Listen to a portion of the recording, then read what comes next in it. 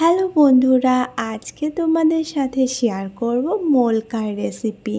একটা আলু আর 1 কাপ সুজি দিয়ে এই স্বাস্থ্যকর রেসিপি তৈরি হয়ে যাবে। খেতে অনেক বেশি মজার হবে। আর তার সাথে সাথে বানাবো মুখে লেগে রাখা মতো চাটনির রেসিপি। এটা মিডিয়াম সাইজের আলুটাকে এভাবে পাতলা করে কেটে নিয়েছি। এর সাথে অ্যাড করব 3টে কাঁচা লঙ্কা, তার সাথে সামান্য পরিমাণে আদা আর এটার পেস্ট বানিয়ে নিয়েছি। এখন এর মধ্যে অ্যাড করছি সুজি। একটা মিডিয়াম সাইজের আলুর সাথে 1 কাপ সুজি এখানে অ্যাড করছি। তার সাথে এখানে দিয়ে দিয়েছি হাফ কাপ বেসন আর 1 কাপ সুজি এখানে মিক্স করে নেব। এর সাথে এখানে দিয়ে দিয়েছি 1 চামচ চিনি আর তার সাথে সাথে হাফ চামচ লবণ। এখন এর মধ্যে অ্যাড করব হাফ চামচ জিরে আর এখানে দিয়ে দেব জল। 1 কাপ সুজি আর হাফ কাপ বেসনের সাথে এখানে আমি 1.5 কাপ জল ইউজ করেছি। তো এইভাবে জলটা বেশি ইউজ করা যাবে না, এই পরিমাণেই জলটা ব্যবহার করতে হবে। এর সাথে অ্যাড করছি 3 চামচ টক দই। একবার ভালোভাবে মিক্স করে নিচ্ছি। ভালোভাবে মিক্স করে নেওয়ার পরে এটা মিক্সিং বাউলে দিয়ে পেস্ট বানিয়ে নিয়েছি। পেস্ট বানিয়ে এটা এখন রেস্টের জন্য রেখে দিচ্ছি 10 মিনিট। আর এদিকে নারকেলের চাটনিটা বানিয়ে নিচ্ছি। তো এখানে হাফ নারকেল নিয়ে নিয়েছি আর এর সাথে এখানে অ্যাড করব বাদাম।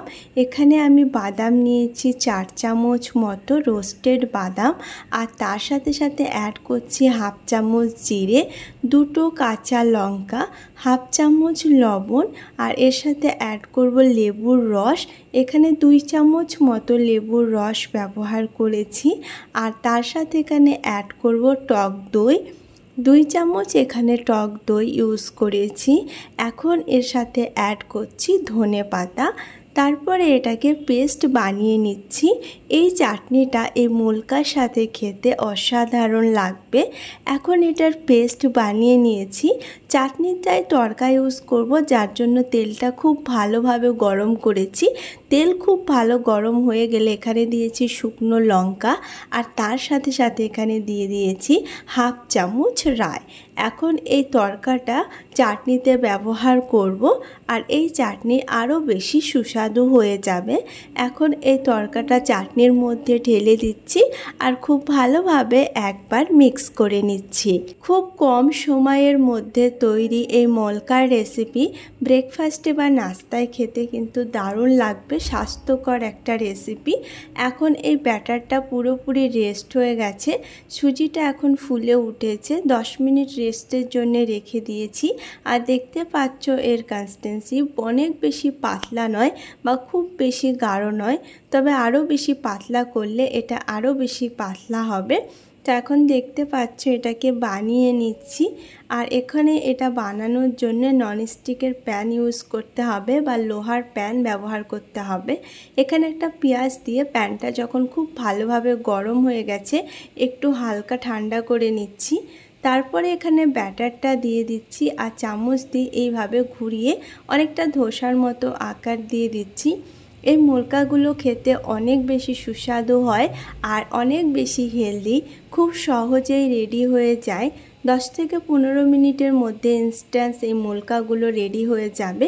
আর গরম গরম যে কোনো চাটনি বা তার সাথে যে কোনো সবজির সাথে বা চিকেন বা মটনের সাথেও খাওয়া যাবে, সেক্ষেত্রেও এগুলো খেতে অনেক বেশি মজার হবে। এখন এর মধ্যে দিয়ে দিয়েছি হালকা একটু তেল, হাফ চামচেরও কম। খুব কম তেলে এই স্বাস্থ্যকর মোলকাগুলো রেডি হয়ে যায়। এখন বাটারও এখানে ইউজ করা যাবে বা ঘি দিয়েও হালকা একটু ভেজে নেওয়া যাবে। একটা সাইডের জায়গা 2টো সাইডই ভালোভাবে ভাজা যাবে বা একটা সাইড এভাবে সেঁকে নিলে এগুলো রেডি হয়ে যায়। তবে চাইলে 2টো দিকই সেঁকা যাবে। এগুলো এখন রেডি হয়ে গেছে, দেখতে পাচ্ছ। একেবারে পাতলা এই মোলকাগুলো কিন্তু অনেক বেশি সফট হয় আর খেতে কিন্তু অনেক মজার হয়, খুবই সফট আর স্বাস্থ্যের পক্ষেও খুবই ভালো।